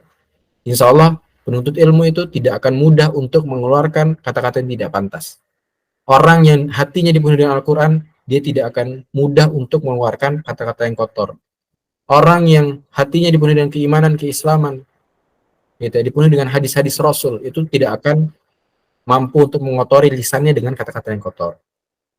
Ya, jadi lisan itu adalah cerminan atau ya menunjukkan bagaimana apa yang ada dalam isi kepala kita. Jadi itu yang bisa coba saya sarankan, lebih baik kita berbanyak istighfar, berbanyak zikir kepada Allah, itu akan lebih banyak maslahat dan faidah untuk kita. Seperti itu, barakallahu fikum. Nah, mungkin yang bertanya bisa dipahami. Selanjutnya kami persilahkan kepada Salma Akila Fadiyah. Tafadhali mashkura. Assalamualaikum warahmatullahi wabarakatuh. Waalaikumsalam warahmatullahi wabarakatuh. Sebelumnya Ustadz, saya punya 2 pertanyaan. Yang pertama berkaitan dengan mukadimah tadi, seperti yang Ustadz sampaikan bahwasanya menuntut ilmu itu baik ilmu agama maupun ilmu umum nggak harus dipelajari di masjid atau di sekolah. Ya kita sepakat bahwa sumber belajar sekarang itu banyak dan luas banget, dari keluarga, dari lingkungan, masyarakat, sekolah, maupun sosial media yang sekarang jadi sumber belajar paling diakrabi di era 21 gitu. Cuman problemnya adalah setiap sumber belajar itu pasti punya dampaknya, baik yang positif maupun yang negatifnya. Nah, pertanyaan pertama, gimana nih cara bijaknya kita menanggapi dampak-dampak ini? Karena kalau teori aja mungkin kita semua paham. Cuman kalau berhadapan langsung dengan dampak itu yang agak sulit. Kemudian yang kedua, berkaitan dengan temanya, intinya speak good word lah. Di zaman sekarang ini, ada sebuah fakta yang cukup miris untuk kita ketahui bersama bahwa belajar agama itu bagi anak-anak sekarang dianggap pembelajaran yang terkesan membosankan untuk dibahas, tidak menarik lah gitu. Sehingga perlu sebuah tindakan serius untuk mengembalikan ruh umat Muslim yang sudah sepantasnya antusias mempelajari agama. Namun di sisi lain banyak juga hal yang kemudian luput dari pengetahuan kita bahwa sebagai manusia sumber segala ketenangan utama itu adalah hal spiritual keagamaan. Dan ini yang menjadi tantangan yang cukup berat mungkin ya untuk pendidik, utamanya pendidikan agama Islam maupun orang tua dan masyarakat dalam pembentukan karakter generasi anak-anak kita ke depannya gitu. Aduh, capek. Pertanyaan saya singkat saja, gimana cara combine ilmu agama dengan zaman serba modernisasi yang dijalani anak-anak sekarang agar tersampaikan secara komunikatif dan bisa dijadikan pegangan oleh mereka. Mungkin Sekian, terima kasih. Oke, jazakallahu khairan katsiran atas pertanyaannya. Ya, ini menarik untuk kita diskusikan ya. Jadi yang pertama terkait dengan gimana nih sekarang udah banyak sekali media pembelajaran gitu ya. Terus ya dengan banyaknya itu maka juga akan banyak dampak-dampak negatif yang mungkin kemudian diserap gitu. Jadi inilah side effect lah gitu, efek samping. Jadi yang pertama tentunya di dalam mukadimah tadi itu sebenarnya yang di mention itu adalah ketika berbicara dengan hidayah atau ketika kita berbicara tolabul ilmi di dalam bahasa-bahasa hadis atau dalam Al-Quran itu adalah kita belajar ilmu syariat gitu ya. Terus apa berarti kalau misalnya hanya ilmu syariat, ilmu umum nggak dapat pahala dong? Dapat pahala juga. Itu bagian dari fardu kifayah. Jadi artinya ketika misalnya ada seorang yang belajar ilmu kedokteran, dia udah menjadikan umat muslim lain itu atau umat dalam masyarakat muslim dalam suatu daerah itu udah nggak perlu lagi untuk belajar ilmu kedokteran karena udah ada yang belajar di sana. Tapi ada ilmu-ilmu yang wajib, yang fardu ain, bukan fardu kifayah. Kayak misalnya semua hal yang berkaitan dengan hal-hal wajib dalam keseharian kita yang itu nggak akan sempurna kalau misalnya tanpa ilmu itu gitu. Kayak misalnya ilmu fikih gitu, itu ilmu yang wajib kita pelajari terkait dengan sholat dan sebagainya. Karena malah itu bil wajib bahwa wajib, sesuatu yang tidak sempurna kewajiban tanpa hal itu maka itu menjadi wajib gitu. Jadi itu yang pertama. Terkait dengan ilmu syar'i ya. Jadi semua yang dimention tadi ilmu itu adalah ilmu syar'i. Namun di dalam Islam itu kita tidak mendikotomikan, tidak memisahkan antara ilmu umum dengan ilmu syariat itu. Jadi semua orang itu wajib untuk belajar fikih itu tanpa melihat dia itu dokter kah, dia itu pilot, dia insinyur, dia tentara dan sebagainya. Itu adalah sesuatu yang wajib. Dan ilmu itu asalnya adalah ya dari atau bahasanya hikmah ya. Hikmah itu adalah wawasan atau kemudian sakofah atau pengetahuan itu ya dari umat Islam. Ya, pesawat itu dasar-dasar teori dan prinsip-prinsipnya itu adalah umat Islam yang menemukan. Ilmu kedokteran juga sama. Ya bahkan coding, ilmu komputasi dan sebagainya itu ya dari orang-orang Muslim. Nah makanya seharusnya lah Islam ya kemudian kita usahakan kembali bagaimana Islam itu seperti dulu jayanya memimpin peradaban. Nah bagaimana kemudian kita ya ketika tadi ya ilmu itu bisa didapatkan di mana-mana, itu kan ada kemungkinan untuk terpapar dengan dampak-dampak yang negatif. Nah jadi yang pertama ya ilmu itu harus jelas sanadnya gitu ya, sanad keilmuannya. Ya kalau misalnya dalam hadis itu ya hasan, sahih, kita lihat gurunya siapa, dia ini sanad keilmuannya seperti apa, belajar dari mana, apakah kemudian yang diajarkan ini ada bertentangan dengan Al-Quran dan Sunnah, atau misalnya dia ngajarin sholat subuh itu nggak wajib, bisa diganti dengan misalnya bayar gitu. Nah itu kan jelas sesat gitu ya. Nah jadi kita harus punya langkah preventif, punya langkah pencegahan di dalam paham-paham yang sesat tadi. Ya tentunya dengan mengontrol, dengan adanya ustadz yang benar. Jadi ilmu itu tidak bisa dipelajari dengan pure otodidak tanpa adanya guru. Ya harus ada yang membimbing. Karena sesuatu yang tidak ada guru itu hanya akan menyebabkan pada kesesatan. Gitu. Jadi itulah pentingnya ustadz, pentingnya mudaris, pentingnya murabi dalam mendidik, di dalam memberikan pengajaran-pengajaran yang baik sehingga menghindarkan dari kesesatan-kesesatan. Nah tentunya Al-Quran dan Sunnah itu menjadi prinsip-prinsip kebenaran. Jadi bukan orang, tapi kebenaranlah menjadi prinsip, bukan orang benar. Orang benar itu bisa salah, tapi kebenaran akan selamanya benar.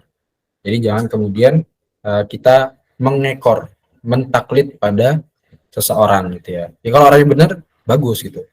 Pas lagi benar. Kalau misalnya terus tiba-tiba dia salah, masih kita ikutin kan itu sesuatu yang menjadi masalah. Itu yang pertama. Kemudian yang kedua, tadi bagaimana agar ilmu syariat ini, ilmu agama ini bisa kemudian familiar gitu ya di kalangan anak-anak zaman sekarang. Sebenarnya masalah ini bukan masalah zaman sekarang aja. Kalau misalnya teman-teman pernah baca di dalam kitabnya Dr.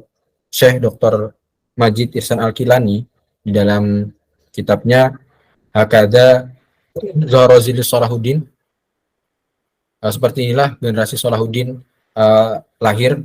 Ya, jadi itu kitab yang membahas tentang bagaimana kejatuhan Al-Quds ke tangan tentara salib, dan kemudian bagaimana generasi Salahuddin itu merebutnya kembali. Nah, jadi kalau misalnya teman-teman lihat sekarang, ya anak-anak nggak paham, nggak bisa ngaji dan sebagainya, malas belajar ilmu agama dan membosankan, itu sebenarnya udah pernah terjadi dalam sejarah kita. Ya, ketika ilmu agama itu kemudian ditinggalkan. Bahkan dikisahkan dalam kitab itu, ini real ya, cuma memang banyak orang-orang Islam yang nggak tahu karena malas membaca. Jadi di zaman ketika pasukan salib itu merebut Al-Quds, itu kondisi umat Islam tuh kacau balau. Ya, krisis pangan di mana-mana, krisis ekologi di mana-mana, penguasa yang zolim, bahkan dikisahkan, diceritakan, saking krisis pangan di zaman itu, orang-orang tuh jadi kanibal gitu. Jadi orang makan orang. Ada orang-orang tuh nangkep gitu anak-anak perempuan terus dimasak buat dimakan. Karena saking langkanya. Ya barang-barang mahal. Tapi di sisi yang lain penguasa-penguasa itu party-party gitu. Pesta sana sini gitu ya, boros anggaran dan sebagainya. Tapi selain rakyat-rakyat kecil susah makan. Nah, kemudian dari situ lahirlah bukan lahir ya. Ada nama seorang ulama besar yang kemudian nanti ulama-ulama ini menjadi ulama-ulama yang melahirkan generasi Salahuddin. Jadi Salahuddin Ayyubi itu bukan hanya tokoh satu orang, tapi itu satu generasi. Nama ulamanya mungkin kita semua kenal, namanya Imam Al-Ghazali. Kemudian Syekh Abdul Qadir Jailani. Itu adalah ulama-ulama yang kemudian mereka merumuskan bagaimana membentuk generasi dan melahirkan kembali kejayaan Islam. Sampai akhirnya nanti terbentuklah generasi Salahuddin. Kita kenal gitu ya, nama kitabnya yang fenomenal Imam Al-Ghazali itu Ihya Ulumuddin. Kenapa namanya Ihya Ulumuddin, yang menghidupkan ilmu-ilmu agama? Karena pada saat itu ilmu agama itu mati gitu ya. Jadi orang Islam itu Islam aja tapi nggak ngerti, nggak mengamalkan nilai Islam. Makanya nama kitabnya Ihya Ulumuddin, menghidupkan ilmu-ilmu agama. Jadi ilmu agama itu hidup dalam keseharian. Nah, maka ini adalah cara-cara yang bisa kita terapkan di dalam generasi kita saat ini. Nanti tadi siapa Mbak yang bertanya, coba nanti bisa baca kitabnya, itu diterjemahkan ke dalam bahasa Indonesia. Kalau nggak salah cetakan terbarunya judulnya itu Model Kebangkitan Umat Islam. Yaitu sama teman-teman kami UGM itu lagi dibahas ya, lagi bedah buku terkait dengan model kebangkitan umat Islam. Tadi kalau judul bahasa Arabnya itu kitab bahasa Arab, itu salah seorang syekh gitu ya, peneliti Dr. Majid Ihsan Al-Kilani, peneliti sejarah dan juga ahli teologi dan sebagainya, menulis tentang itu. Dan itu sebuah karya yang fenomenal ya. Dia melihat bagaimana kemudian generasi Salahuddin itu dibentuk. Nanti bisa dibaca bukunya lebih lengkap. Saya akan coba paparkan singkat aja. Nah, jadi kesadaran dalam berislam itu menjadi kunci segalanya, menjadi kunci dari terpuruknya umat Islam saat ini. Ya teman-teman, lihat sekarang umat Islam dipecah belah, ya gampang banget tersulut, terus saling serang. Ya walaupun itu adalah permainan politik global. Ya umat Islam dibikin ketika ada satu negara yang lain diserang, kita nggak bisa membantu gitu. Tapi orang-orang Barat ya gampang aja saling membantu. Contohnya adalah konflik pembantaian di Palestina gitu ya, bukan konflik ya, kayak penjajahan di Palestina. Ketika orang-orang Yaman membantu Palestina hanya dengan mencegat kapal dagang yang bertujuan ke Israel, itu sama Amerika langsung dibom gitu, Amerika dan sekutunya, Inggris, Belanda dan sebagainya. Tapi ketika Gaza dijajah, itu negara-negara Muslim nggak ada yang berani bertindak sedikit pun gitu. Bahkan negara-negara Barat ketika itu malah mensupport Israel. Itulah salah contoh. Nah, kemudian bagaimana caranya? Ya, kita harus membuat generasi gitu, melahirkan kembali generasi Salahuddin. Dengan apa? Sebenarnya cara paling gampangnya adalah konsep yang pernah dibawakan oleh salah seorang ulama namanya Kiai Hasan Al-Banna, Syekh Hasan Al-Banna dalam kitabnya Majmu'atur Rasail atau Risalah Ta'lim. Nanti teman-teman juga bisa baca itu. Jadi ada yang namanya marotibul amal atau marotib itu urutan-urutan dalam beramal. Yang pertama itu islahun nafs. Teman-teman bisa mulai dari diri teman-teman sendiri. Islahun nafs itu memperbaiki diri. Ada 10 kriteria, nanti teman-teman bisa search ya. Karena kalau saya jelasin terlalu panjang nanti, coba bisa teman-teman search 10 muwasafat lil muslim, 10 sifat-sifat yang harus dimiliki seorang muslim. Nah, nanti ketika itu sudah terpenuhi, baru takwinil baitil muslim, membentuk keluarga yang islami. Jadi lahirnya peradaban yang baik, lahirnya anak-anak yang solih, itu diciptakan dari orang tua yang solih. Ya dari kita-kita ini, yang nanti ingin berkeluarga, benahi diri kalian masing-masing gitu, menjadi orang-orang yang solih. Paling tidak dengan 10 kriteria gitu, punya salimul akidah, akidah yang bersih, terbebas dari kesyirikan, dari hal-hal yang merusak akidah. Kemudian sahihul ibadah, ibadahnya benar. Ya, ibadah benar itu sesuai dengan apa Rasul ajarkan. Sholat subuh ya kalau ada waktunya gitu, jangan sholat subuh jam 7. Nah itu kan salah banget gitu ya. Kita nggak berbicara sholat subuh kunut atau enggak, itu khilafiyah mazhab fikih lah. Kita jangan kemudian terlalu banyak berdebat terkait dengan kunut atau enggak kunut, padahal masih banyak yang nggak sholat gitu. Nah itu yang perlu kita benahi. Jadi caranya adalah kita benahi dari diri kita, kemudian kita ingatkan keluarga kita, nanti teman-teman ini yang akan menjadi ibu dan ayah, ya didiklah diri kalian dengan baik, sehingga menjadi orang yang solih dan muslih, orang yang baik dan membaikkan orang lain, sehingga nanti dari yang perempuan dari rahim-rahim kalian akan lahir pejuang-pejuang Islam gitu ya. Yang kalau kita melihat Soleh Ayyubi itu ya dari kecil udah dididik dengan baik oleh ibunya gitu ya, hafal Quran dari kecil. Nah itu pasang tuh life plan yang baik untuk anak kalian, untuk keluarga kalian, bahkan untuk kalian saat ini yang misalnya belum hafal Quran sekarang, ya coba bikin plan gimana dalam 6 tahun ini bisa hafal Quran gitu ya. Misalnya udah telat nih, saya udah kuliah tat gitu, udah nggak bisa lagi ngafal, nggak ada kata terlambat di dalam kebaikan. Ya udah buat rencana, masa 10 tahun atau 4 tahun nggak bisa ngafal satu surat gitu, kan bisa. Nah itu harus kita usahakan. Jadi bagaimana kita nggak usah bicara orang lain dulu, kita coba melihat diri kita perbaiki orang lain. Ya kita perbaiki diri kita, di saat yang sama kita perbaiki orang lain, insya Allah di sana akan Allah berikan kemudahan-kemudahan. Ya dengan niat yang baik bersama orang-orang baik, maka akan Allah bukakan pintu-pintu keberhasilan. Gitu. Itu kata Pak Anies. Ya seperti itu ya. Jadi nanti setelah takwinul baitul muslim, membentuk keluarga yang baik, yang dengan prinsip-prinsip Islam, baru irsyadul mujtama. Memberikan irsyad itu adalah pengarahan-pengarahan terhadap masyarakat. Jadi teman-teman nanti ketika misalnya dalam waktu 6 bulan ini punya target belajar tafsir, ya teman-teman paling enggak bisalah tafsir Al-Fatihah gitu ya, tafsir juz 30 gitu, udah bisa ya sampaikan ke orang lain gitu, sampaikan, dakwahkan ke teman-temannya. Nah itu akan membantu untuk irsyadul mujtama. Nah jadi tadi hanya masalah teknis, sekarang udah banyak ya untuk visualisasi dan digitalisasi terkait dengan dakwah-dakwah, itu tinggal dikembangkan. Yang menjadi pertanyaan adalah bagaimana kemudian kita bisa untuk maksimal dan all in buat dakwah ini gitu. Barakallahu fikum. Ya, nanti sisanya bisa teman-teman baca tadi ya, buku-buku yang saya rekomendasikan. Nah, Masya Allah. Barakallah. Mungkin yang bertanya bisa dipahami, patut dipahami kebangetan. Oke. Pertanyaan terakhir yaitu Ika Fatika. Afwan, tadi saya langkahi. Masih ingin bertanya?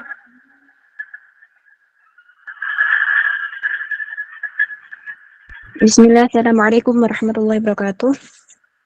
Afwan Ustadz, saya izin bertanya, bagaimana mengontrol diri agar tidak toksik atau misuh? Soalnya mungkin relate juga sama teman-teman yang lain, karena dulu sebelum hijrah tuh kan lingkungannya toksik, sering ngomong jorok atau bagaimana.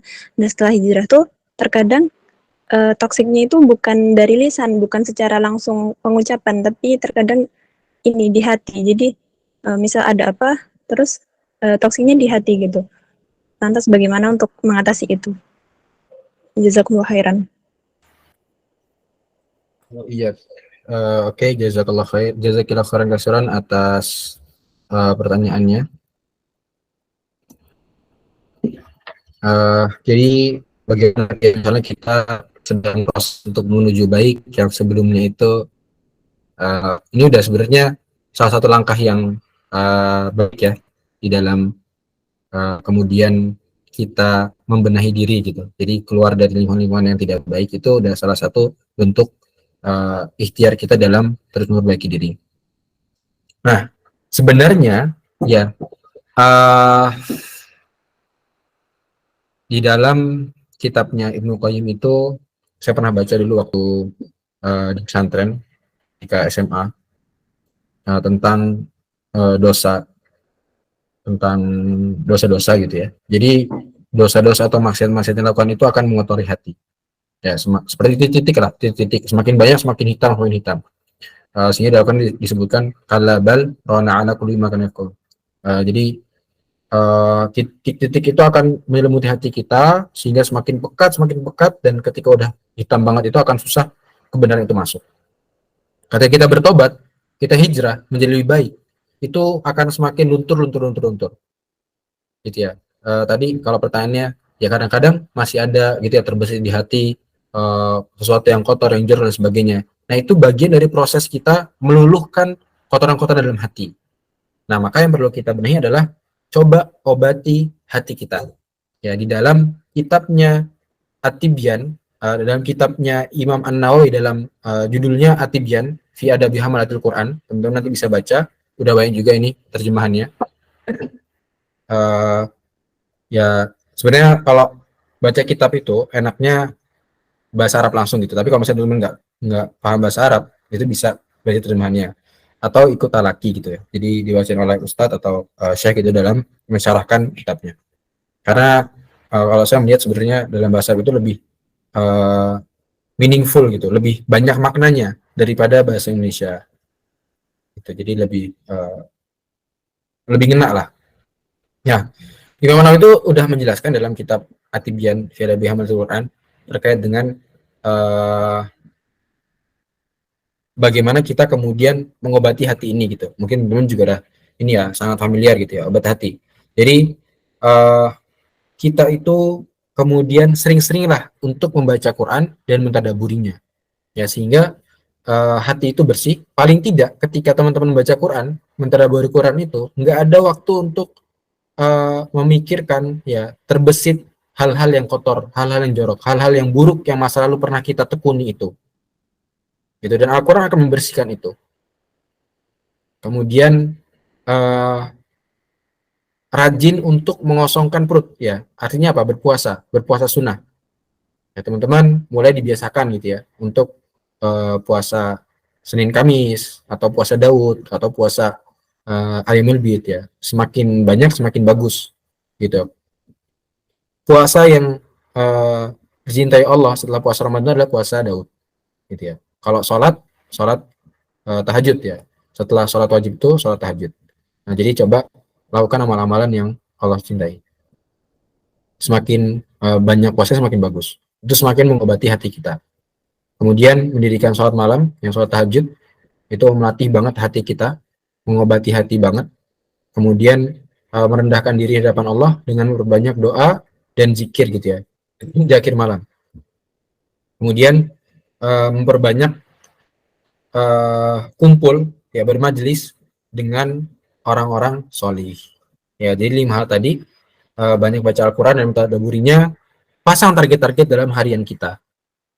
Kalau dalam beberapa hadis itu saya menyimpulkan gitu ya, itu kita tuh diperintahkan minimal tuh sebulan tuh hatam. Jadi 1 hari 1 juz. Kalau misalnya masih kedikitan, ya sehari 2 juz. Kalau para sahabat gimana Ustadz biasanya? Kebiasaan para salafus sholih di hari-hari biasa itu mereka fami bisyaukin. Jadi dalam 1 pekan itu selesai hatam. Nah itu juga biasanya kalau santri-santri itu biasa pakai itu ya. Jadi sehari itu sekitar 4 juz, ya 4 sampai 5 juz. Biasanya habis sholat baca sejuz, habis sholat baca sejuz.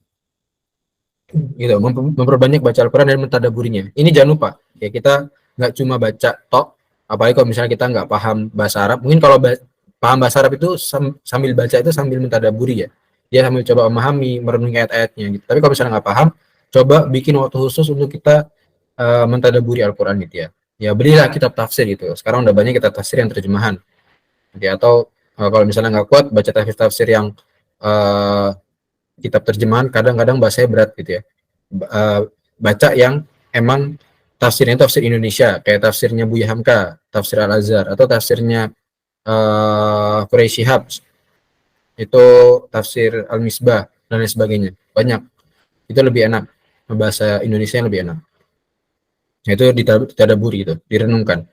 Kemudian tadi ya puasa, berbanyak puasa, kemudian sholat tahajud. Ya, kalau misalnya belum bisa, paksakan.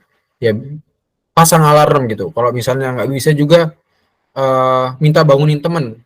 Kalau misalnya sendiri, ya minum air putih yang banyak. Jadi nanti di tengah malam tuh pengen kamar mandi. Nah, habis pas bangun, jangan langsung tidur, sholat dulu gitu. Semua usah dilakukan gitu. Kalau misalnya nggak bisa juga, ya paksa gitu. Jangan kita jadi orang paling malas sedunia gitu. Sholat tahajud aja nggak mau gitu. Kemudian tadi memperbanyak zikir gitu. Ya udah, jangan sampai kemudian hal-hal kotor itu terbesit dalam hati kita. Pakai aja buat zikir, pakai aja buat kemudian beristighfar, berdoa kepada Allah. Jadi kalau bisa terbesit kata-kata kotor, langsung istighfar, astagfirullah, astagfirullah. Dan zikir-zikir lainnya. Kemudian tadi ya, banyak kumpul sama orang soleh, karena ini akan sangat menenteramkan hati, akan sangat membuat kita itu ingat terus kepada Allah, akan sangat kita taat beribadah. Pastikan teman-teman ya, beda vibes-nya ketika ngumpul sama orang-orang yang rajin sholat dengan orang-orang yang nggak pernah sholat. Paling tidak ketika waktu sholat itu kita nggak enakan kalau nggak ikut sholat sama mereka gitu. Atau paling tidak ketika kita sama orang-orang nggak sholat, kita jadi ada rasa aman ketika meninggalkan sholat gitu. Nah, ini hal yang berbahaya. Makanya kata Imam An-Nawawi, ini menjadi hal yang penting gitu di dalam kita membenahi hati, bermajelis, bergaul, ya banyak-banyak main sama orang-orang yang sholih. Nah, tentunya ini juga saya ingatkan ya buat teman-teman, nantinya teman ini termasuk nanti teman hidup kita gitu ya, atau pasangan lah ya, yang akhwat berarti nanti nyari suami, yang ikhwan nyari istri gitu.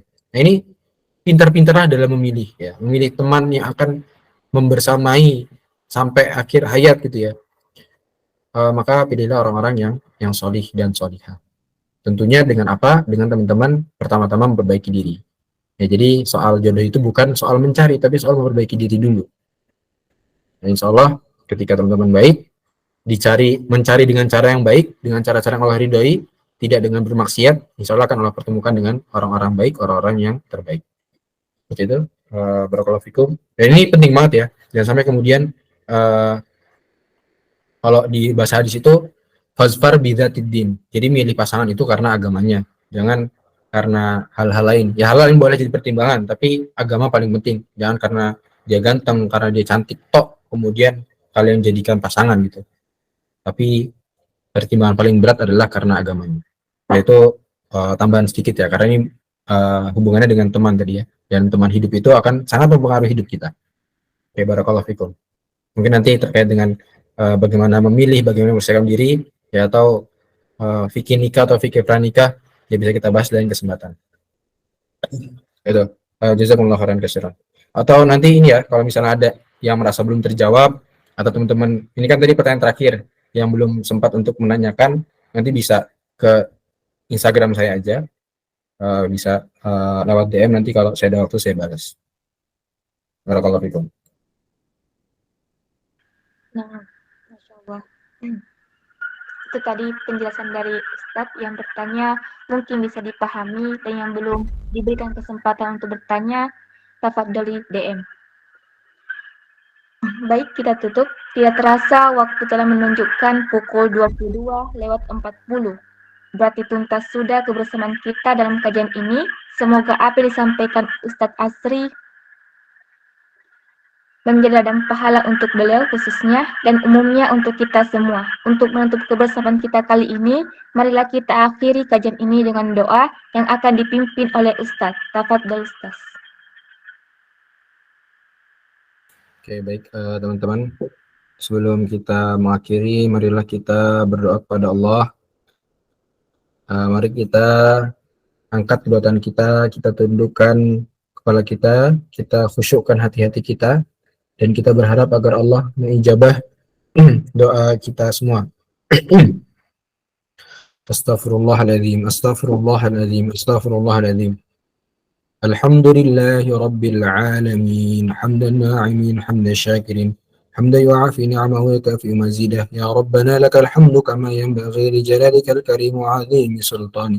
Allahumma salli ala sayyidina Muhammad wa ala ali sayyidina Muhammad kama sallaita ala sayyidina Ibrahim wa ala ali sayyidina Ibrahim wa barik ala sayyidina Muhammad wa ala ali sayyidina Muhammad kama barakta ala sayyidina Ibrahim wa ala ali sayyidina Ibrahim fil alamin innaka Hamidum Majid. Allahumma ighfir lil muslimina wal muslimat wal mu'minin المؤمنات الأحياء منهم والأموات إنك سميع قريب مجيب دعوات قاضي الحاجات يا مغفر الذنوب والخاطئات. اللهم إنك عفو كريم تحب العفو فاعف عنا يا كريم. ربنا هب لنا من أزواجنا وذرياتنا قرة أعين واجعلنا للمتقين إماما. اللهم انصرهم من نصر الدين ودمر أعداءك الدين. اللهم انصر إخواننا المجاهدين المستضعفين في فلسطين في كل مكان وفي كل زمان. Ya Allah, pada hari ini kami berhimpun di hadapan-Mu dengan segala kerendahan hati kami. Ajarkanlah kami untuk saling mencintai ya Allah. Ikatkanlah hati-hati kami yang masih terserak ya Allah. Ajarkan kami untuk berkhidmat pada umat sebagaimana para nabi-Mu ya Allah. Ya Allah, kami adalah himpunan hati-hati yang ikhtiar jihad fisabilillah. Maka tunjukkanlah jalan-jalan-Mu agar kami mampu tunaikan amanah ya Allah. Ya Allah, titiplah berkah pada setiap langkah kaki kami di jalan-Mu. Ya Allah, berilah kami kejujuran iman yang membentuk kami, yang membuat kami takut padamu dalam segala situasi. Ya Allah, jadikanlah ilmu kami sebagai pembimbing kami beramal di jalan-Mu. Ya Allah, berkahilah seluruh pikiran dan tindakan serta jadikan hidup kami bermanfaat bagi manusia. Ya Allah, berilah kami kesabaran di saat tidak ada solusi bagi seluruh masalah dan tantangan hidup kami kecuali hanya kesabaran. Ya Allah, teguhkanlah kami dengan kalimat peneguh dari-Mu dalam kehidupan dunia maupun di akhirat kelak. Ya Allah, penuhilah hati kami dengan keyakinan di saat semua manusia meremehkan agama-Mu dan meragukan janji-janji-Mu. Ya Allah, berilah kami keberanian di saat ketakutan pada musuh-musuh-Mu dan kepengecutan melanda hati manusia. Ya Allah, turunkanlah ketenangan dan ketegaran dalam hati kami pada setiap cobaan dan goncangan yang merintangi jalan perjuangan kami. Ya Allah, bersihkan hati kami dari segala bentuk kemunafikan, ria, keangkuhan, dan penuhilah hati kami dengan keikhlasan, kejujuran, dan kerendahan hati. Ya Allah, ilhami kami ketepatan dalam melaksanakan kebenaran. Ilhami kami ketepatan dalam mengambil keputusan. Jauhkan kami dari fitnah dan syubhat. Ya Allah, sempurnakan segala kekurangan pada setiap amal kami yang kami lakukan.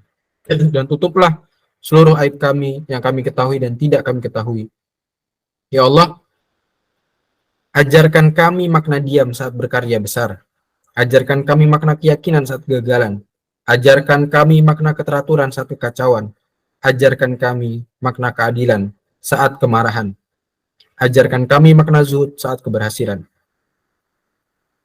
Ya Allah, berikanlah kami kesempatan dan kekuatan, keikhlasan dan kesabaran untuk menyambung risalah kepemimpinan suci dan mulia ini kepada generasi berikut kami. Jangan jadikan kami pengkhianat yang memutus mata rantai kesinambungan ini dengan sikap malas dan dengan berjuang, karena takut rugi dunia dan dibenci bangsa.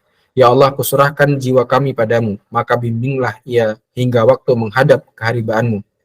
Allahumma innaka ta'alamu anna hadhil qulub qad ijtama'at ala mahabbatik wal taqat ala ta'atik wa tawahadat ala da'watik wa ta'ahadat ala nusrati syari'atik.